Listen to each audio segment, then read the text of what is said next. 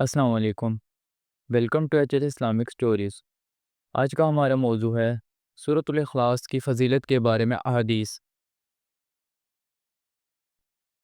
سورۃ الاخلاص پڑھنے والے سے اللہ راضی ہوتا ہے۔ حضرت عائشہ رضی اللہ عنہا سے روایت ہے کہ نبی کریم صلی اللہ علیہ وسلم نے ایک شخص کو ایک جماعت کی امامت کرتے سنا جو ہر رکعت میں سورۃ الاخلاص پڑھتا تھا۔ لوگوں نے یہ بات رسول صلی اللہ علیہ وسلم سے ذکر کی۔ آپ صلی اللہ علیہ وسلم نے فرمایا، اس سے پوچھو کہ وہ ایسا کیوں کرتا ہے۔ اس نے کہا، مجھے یہ صورت بہت محبوب ہے۔ آپ صلی اللہ علیہ وسلم نے فرمایا، اس کی محبت تجھے جنت میں داخل کرے گی۔ سورۃ الاخلاص ایک تہائی قرآن کے برابر ہے۔ حضرت ابو سعید خدری رضی اللہ عنہ سے روایت ہے کہ رسول صلی اللہ علیہ وسلم نے فرمایا، کیا تم میں سے کوئی شخص ایک رات میں ایک تہائی قرآن پڑھنے کی طاقت رکھتا ہے؟